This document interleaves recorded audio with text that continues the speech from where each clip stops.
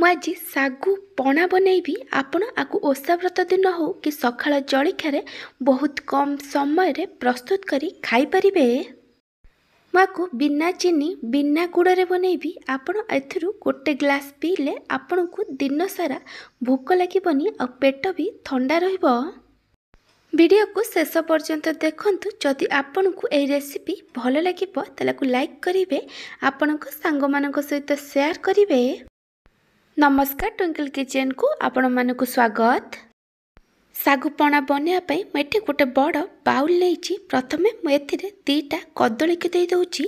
कदलीर quantity आपण आपनक हिसाब रे कम बेसी करि परिबे। एबे आमे गोटे मैसर साहाय्य रे कदली को भल भाबे चकटी दबा। आपण चाहिले कदली को हाथ रे भी चकटी के नै परिबे। ମୁଁ ଆପଣଙ୍କୁ ଗୋଟେ ଛୋଟ ରିକ୍ୱେଷ୍ଟ କରୁଛି, ଯଦି ଏପର୍ଯ୍ୟନ୍ତ ମୋ ଚ୍ୟାନେଲକୁ ସବସ୍କ୍ରାଇବ୍ କରିନାହାନ୍ତି ତାହେଲେ ସବସ୍କ୍ରାଇବ୍ କରିବାକୁ ଜମାରୁ ଭୁଲିବେନି।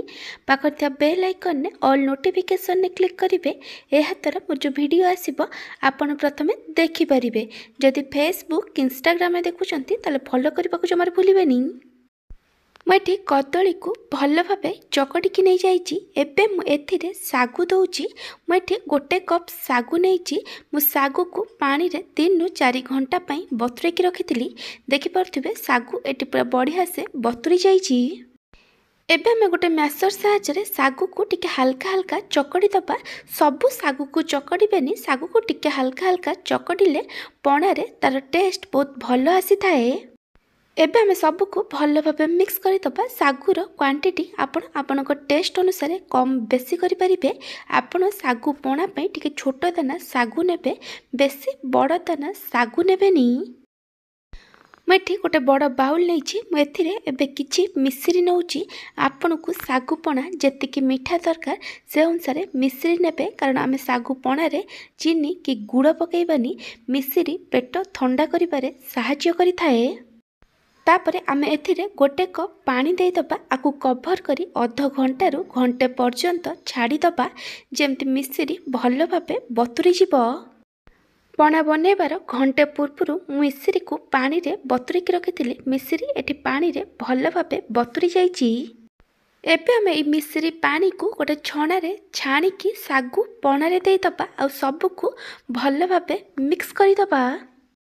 सबको भल भाबे मिक्स कला परे मैं एथिरे दही देइछि। मैं एठी गोटे कप दही दउछि आ गोटे कप नड़िया कोरा दउछि।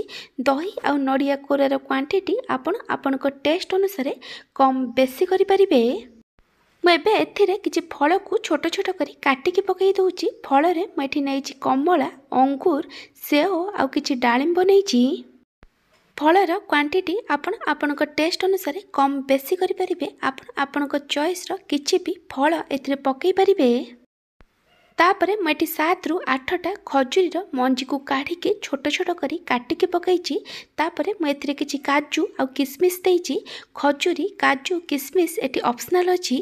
एबे हम सबको आउ थरे भल भाबे मिक्स करि दबा।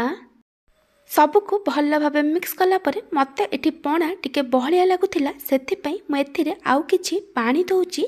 आपनको पणार कंसिस्टेंसी जेमती दरकार से अनुसार पानी देबे। एबे हमें सबको आउ थरे भल भाबे मिक्स करि दबा। सागु मिश्री पणा एठी रेडी हो जाइछि। मैं एठी आपनको पणार कंसिस्टेंसी देखै दउछि। एबे आमे ई सागु मिश्री पणा को सर्व करिबा। मैं एठी सागु मिश्री पणा को 2टा ग्लास रे सर्व करिछि। पणा उपरे मु किछि नड़िया कोरा, डाळिंब, काजू, किसमिस, चेरी देई आकु गार्निशिंग करि दउछि। जदि आपनको ए सागु मिश्री पणार रेसिपी भल लागिथिबो ताले आकु लाइक करिवे, आपनक सांग मानक सहित शेयर करिवे। जदि एपर्यंत मो चैनल को सब्सक्राइब करि नाहंती ताले सब्सक्राइब करबा को जमार भूलिबेनी।